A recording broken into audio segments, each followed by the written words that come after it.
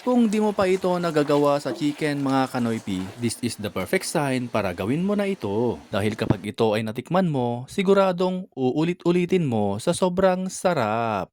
Sa recipe na ito ay gagamit tayo ng chicken breast o chicken fillet. Lagyan natin ito ng 2 kutsarang breading mix o crispy fry, 1 kutsarang harina at 1 kutsarang cornstarch. Haluin natin ito ng maigi. Lagyan din natin ito ng isang itlog. Haluin ito ng maigi.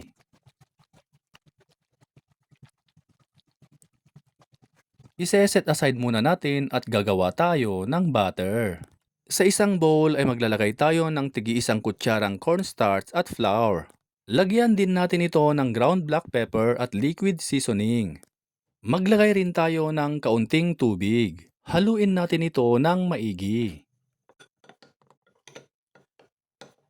Kapag okay na, ilagay na ito sa ating chicken at haluin natin ng maigi. Kung umabot ka sa part na ito ng video, paki-comment naman mga kanoypi saang lugar kayo nanonood para alam namin kung saang lugar nakaabot ang video na ito. Sa pinainit na mantika, i-deep fry natin isa-isa hanggang sa ito ay maging golden brown. At kapag ganito na ang kulay, pwede na itong hanguin. Iseset aside muna natin at gagawa naman tayo ng sauce. Sa isang bowl ay paghalu-haluin natin ang 4 tablespoon ketchup, 2 tablespoon soy sauce, 1 tablespoon white vinegar, 1 tablespoon sugar, at pineapple juice mula sa ating pineapple chunks. I-mix-mix lang natin hanggang sa matunaw ang brown sugar.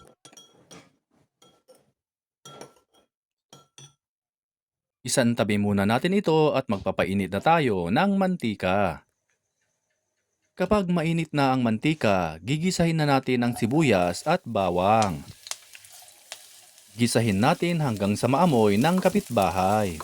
Kapag naamoy na ng kapitbahay, ilalagay na natin ang white onion, red at green bell pepper, at ilalagay na rin natin ang sauce na ginawa natin kanina. Maglalagay rin tayo ng liquid seasoning. Haluin ito at hayaan nating ito ay kumulo. Once na ito ay kumulo na, titikman na natin. Kapag okay na ang lasa, ilalagay na natin ang slurry, combination of water at cornstarch. Haluin natin hanggang sa ito ay lumapot. At kung sa tingin nyo ay kulang sa tubig, pwede kayong mag-add. Once na ito ay malapot na, ilalagay na natin ang mga napritong chicken breast at haluin ng bahagya. At sa part na ito ay ilalagay na natin ang pineapple chunks at haluin na ito ng maigi. Ayan, at luto na ang ating sweet and sour chicken breast. Kung di mo pa ito nagagawa mga kanoypi, gawin mo na para di ka nabibili sa labas kapag ito ay natikman mo. Siguradong magugustuhan ito ng buong pamilya at uulit-ulitin mo sa sobrang sarap.